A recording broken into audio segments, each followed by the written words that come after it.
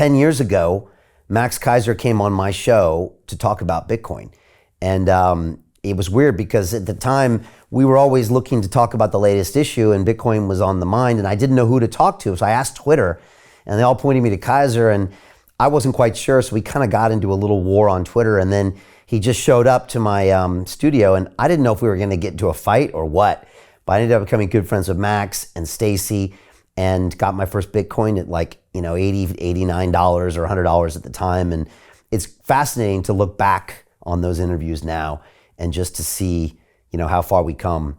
And I guess maybe how far we have to go to a certain extent. You wrote Bitcoin Standard in 18, way before COVID printing, way before inflation skyrocketing. What's that been like for you to watch this take place in real time? Because, Michael Saylor is the first one to admit that it took the COVID money printing for him to finally get it. You were calling this years before that. What's that whole experience been like? And do you get a lot of people now that really come up to you and thank you for being an early adopter of this mindset? Yeah, I think from where I stood, COVID was not such a unique departure from business as usual. This is what was going on before. So in the Bitcoin Standard, I look at the money supply growth over the period from 1960 to 2021. The Fiat Standard, I run the data set up until 2020. And you find that the average national currency, or the total of all national fiat currencies, has grown at around an average of 14% per year over 60 years, which is a very high supply growth rate. The best currencies, the best run currencies with the most responsible central banks, achieved something like 7 or 8% annual growth average. So Switzerland, the US, Sweden, and Denmark, I think, are the 4 top countries, and their annual supply growth rate is about 7-8%. So every year you're increasing the supply of money by 7 and 8%. Now, most people are told, well, you buy bonds and then you invest in stocks and you're able to beat inflation. And up until 2020, that was kind of a tenable lie because inflation was given as CPI, and CPI is, I believe, a completely broken metric. It's not wrong.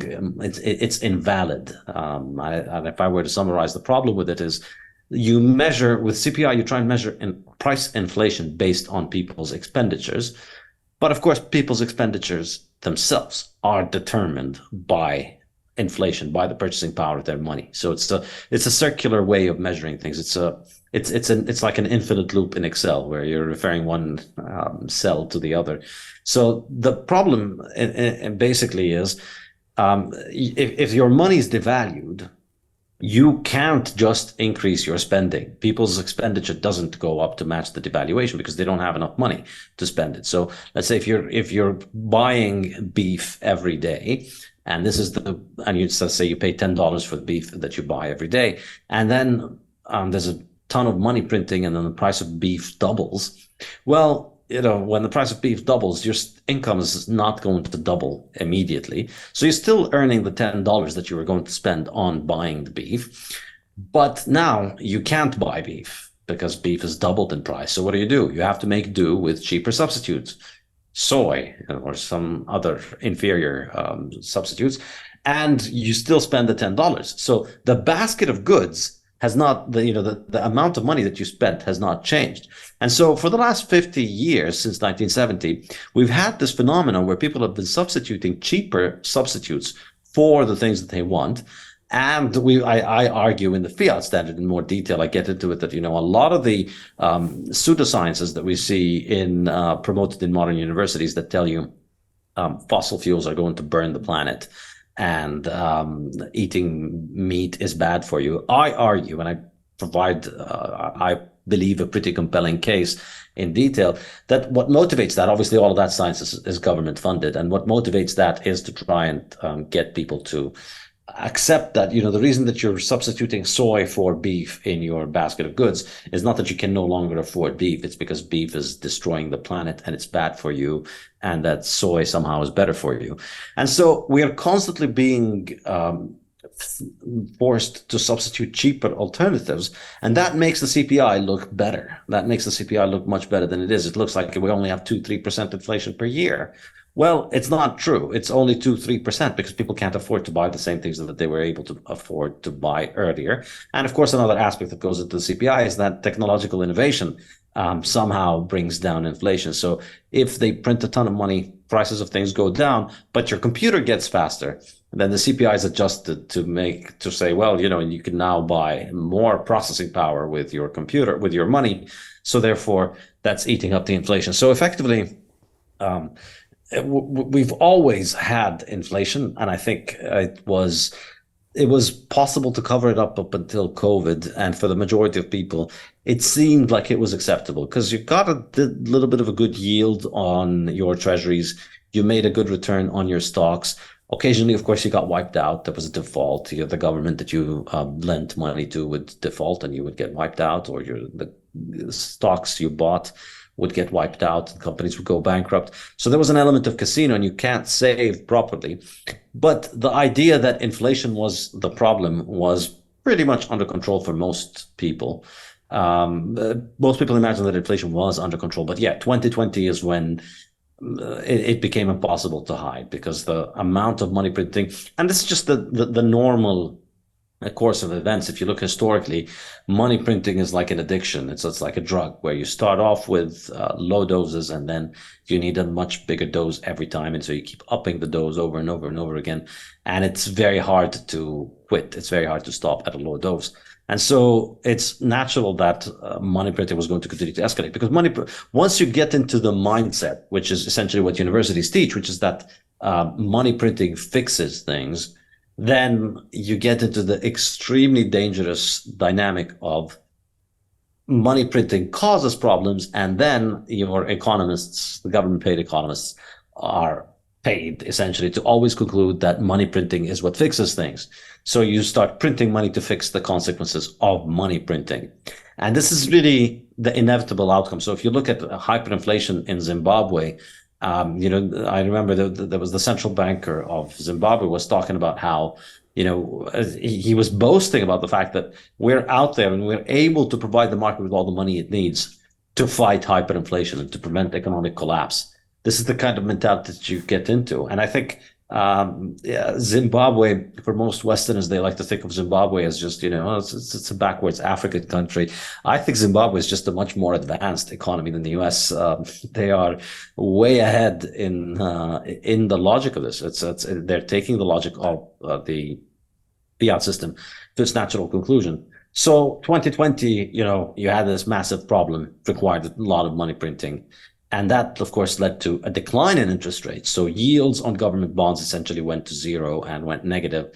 And people became well aware of the fact that, you can't beat inflation. And that's what I believe drove a lot of people to Bitcoin around 2020. Michael Saylor is one of those people. He talks about how up until 2019, it was feasible that you could, or, maybe 2015, 2016 or so, it was feasible that you could save by buying a bond and then live off of the bond. You could retire by buying bonds and then just live off of the yield. And but then when the yield disappeared, inflation keeps going up, prices keep rising, and you have to start eating into your principal, and you can't live off the yield anymore. So that kind of the fiat bargain broke down in 2020, and I think it's been breaking down further since then. They've raised interest rates, but I don't think it's still enough to beat inflation. So Jim Rickards has just recorded a video that's not available to anyone in the public, and he's going to be talking about how this upcoming recession is going to be fast, it's going to be bloody, it's going to be nasty. But at the same time, he's going to show you how you can position yourself to profit from all of this chaos. Now, we've made this video only available to our viewers. Go to londonreal.tv/Jim. Watch that immediately. I can't say enough good things about Jim Rickards. He understands the global economic system better than any guest I've ever had on London Real.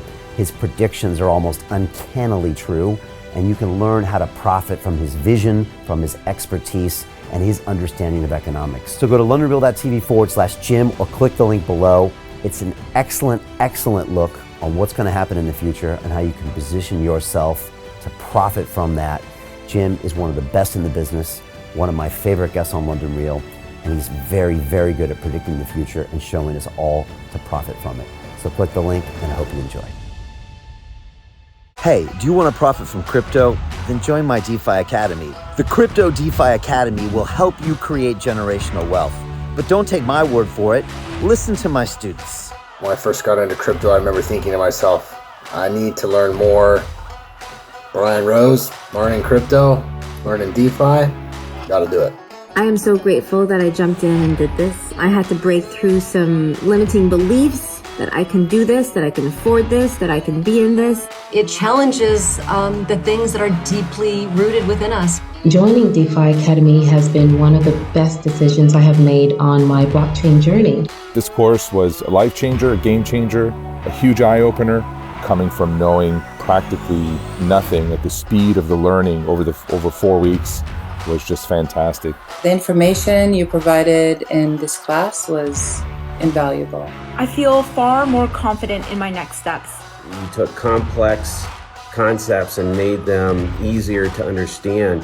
What's different than so many other ones is it just doesn't tell you what to do. It actually makes you do it. This is for people who are serious about becoming traders. This is the way it should be done. I realized from this learning experience again that it is not about what you learn, but about who you learn it from. The energy was insane. I've never experienced such incredible energy on a live call. Brian Rose, you are a legend, my friend. It's the only thing in the market where you can get all information and learn everything what you need to know. Everything is so clear and so well done, and I am just forever grateful for this program. It made me feel so much more confident about crypto than I did before. I did not anticipate how passionate I was going to become about it. It's also been like a big learning experience for me, not just in the crypto space, but just an overall balance of life. What I've learned is, how to take ownership, of my life in a way that I really hadn't before. Yeah, you can't put a price on that, really. I would recommend it to anybody, top notch. Excellence does not come cheap. So if you want excellence, you gotta pay for it, but it's so worth it. Pull the trigger. That's what this course is about. You're not going to regret it, really. It's amazing. Thank you, Brian and team. So what are you waiting for? Crypto is happening now.